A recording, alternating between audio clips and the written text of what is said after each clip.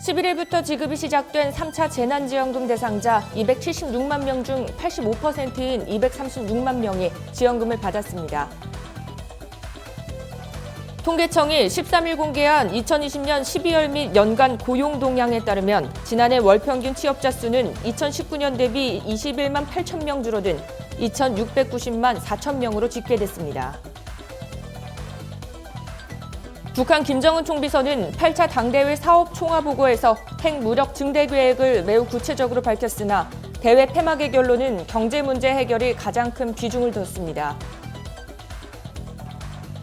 방송인 고 경동호가 최근 장기 기증을 하고 영면에 든 가운데 그의 모친도 아들의 발인 6시간 만에 세상을 떠난 걸로 알려져 안타까움을 더하고 있습니다.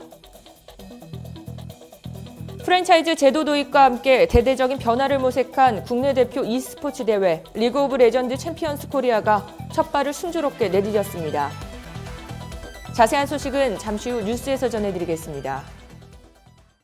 시청자 여러분 안녕하십니까? 신동호 방송 뉴스 방다현입니다. 11일부터 지급이 시작된 3차 재난지원금 대상자 276만 명 중 85%인 236만 명이 지원금을 받았습니다. 14일 오전 8시 기준 지급액은 3조 2,909억 원입니다. 지원금을 오전에 신청하면 오후에 지급하는 당일 신청 당일 지급 체계는 지급은행과 협력을 통해 15일까지 유지됩니다. 집합금지 업종에 300만 원, 영업제한 업종에 200만 원, 2019년보다 2020년 매출이 줄어든 일반 업종에는 100만 원씩 주어집니다. 중기부는 14일 오후부터 이번 3차 지원금의 신속 지급 대상자 276만 명 중 아직 신청을 하는 40만 명에게 카카오 알림톡으로 추가 안내할 계획이라고 밝혔습니다. 발송된 문자가 스팸 처리될 수 있는 점을 고려한 조처입니다. 실외 겨울 스포츠 시설, 숙박시설, 지자체 추가 집합금지 영업 제한 업종, 2020년 1월에서 11월 개업하고 12월 매출액이 9월에서 11월 평균보다 감소한 소상공인에 대한 지원금 신청, 지급은 1월 25일부터 시작됩니다. 통계청이 13일 공개한 2020년 12월 및 연간 고용 동향에 따르면 지난해 월 평균 취업자 수는 2019년 대비 21만 8천 명 줄어든 2,690만 4천 명으로 집계됐습니다. 외환위기가 닥쳤던 1998년 이후 가장 큰 감소폭인데요. 정부가 취업자 통계를 작성한 뒤로 연간 취업자 수가 줄어든 건 그동안 오일 쇼크가 덮친 1984년, 카드 대란이 벌어진 2003년 등 단 4차례에 불과했습니다. 연간 취업자 수가 줄어든 것도 글로벌 금융위기 직후인 2009년 이후 11년 만에 처음입니다. 코로나19 확산에 불어닥친 고용 한파로 지난해 취업자 수가 외환위기 이후 22년 만에 최대폭으로 감소했습니다. 일자리 정부를 자임한 문재인 정부는 지난해 막대한 혈세를 투입해 직접 일자리 사업, 고용 유지 지원금 확대 등 각종 대책을 내놨으나 최악의 고용 충격을 막아내는 데는 역부족이었습니다. 더 우려되는 건 최악의 고용 상황이 당분간 개선되기는 어려울 것이라는 점입니다. 실제 사회적 거리두기 2.5단계와 5인 이상 집합금지 명령의 영향을 받은 지난달의 취업자 수는 전년 동월 대비 무려 62만 8천여 명 줄었습니다. 이는 코로나19 사태 이후 고용 충격이 가장 심했던 4월보다도 감소폭이 더 큽니다. 전문가들은 사회적 거리두기 강화 조치가 1월까지 이어지고 있어 이번 달에도 최악 수준의 고용 성적표를 피할 수 없을 걸로 전망했습니다. 북한 김정은 총비서는 8차 당대회 사업 총화보고에서 핵무력 중대 계획을 매우 구체적으로 밝혔으나 대회 폐막의 결론은 경제 문제 해결에 가장 큰 비중을 뒀습니다. 노동신문이 13일 보도한 조선노동당 제8차 대회 한 결론을 보면 김 총비서는 국방 분야와 관련해 단 4문장을 언급했습니다.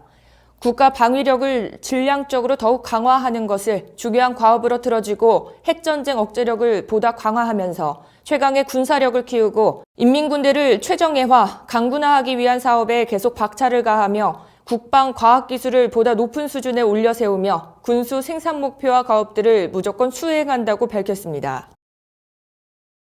방송인 고 경동호가 최근 장기 기증을 하고 영면에 든 가운데 그의 모친도 아들의 발인 6시간 만에 세상을 떠난 걸로 알려져 안타까움을 더하고 있습니다. 관계자에 따르면 고인은 뇌출혈로 쓰러져 9개월간 병상에서 사투를 벌였습니다. 하지만 결국 뇌사 판정을 받으며 유족들은 고인의 생전 뜻에 따라 장기 기증을 결정했습니다. 지난 9일 발인식이 엄수됐는데요. 1981년생 경동호는 전북대 신문방송학과 재학 중이던 2004년 KBS MC 서바이벌에 출전해 우승을 차지했습니다. 이후 8시 아침 뉴스타임, 주주클럽, 6시 내 고향, 굿모닝 대한민국 등 KBS 프로그램에서 진행자 리포터 등 방송 활동을 했습니다. 최근에는 스피치 강사로 활동했습니다. 프랜차이즈 제도 도입과 함께 대대적인 변화를 모색한 국내 대표 e스포츠 대회 리그 오브 레전드 챔피언스 코리아가 첫 발을 순조롭게 내딛었습니다. 지난 13일 오후 5시 KT 롤스터와 젠지 e스포츠의 맞대결로 시작한 LCK 스프링 대회는 시작부터 팬들의 이목을 집중시키며 포털 실시간 급상승 검색어 상위권에 이름을 올렸는데요. 유력 우승 후보 젠지 e스포츠의 승리로 끝난 개막 경기의 경우 포털 실시간 기준 약 3만 600여 명 이상의 동시 접속 시청자를 기록했고 누적 조회수도 29만회 이상이었습니다. 최고 인기팀인 T1과 새롭게 팀을 구성한 하나생명 e스포츠와의 대결로 펼쳐진 개막 2경기의 경우 더 많은 시청자를 모았습니다. 동시 접속 시청자 수만 7만 9천여 명을 넘겼고 누적 조회수도 60만 회 이상을 기록했습니다. 올해 LCK는 프랜차이즈 제도 도입과 함께 대대적인 변화가 이뤄졌는데요. 프랜차이즈 제도는 승강제 없이 정해진 팀들이 지속해서 리그를 펼치는 방식의 대회입니다. 미국의 MLB나 한국의 KBO가 대표적인 프랜차이즈 방식의 프로 스포츠로 뽑힙니다. LCK는 프랜차이즈 제도 도입과 함께 공식 2군 리그 창설, 선수단 최저 연봉 인상, 상금 규모 확대, 플레이오프 운영 방식 변경 등의 변화를 모색했습니다. 이상으로 뉴스를 마치겠습니다. 시청해주신 여러분 고맙습니다.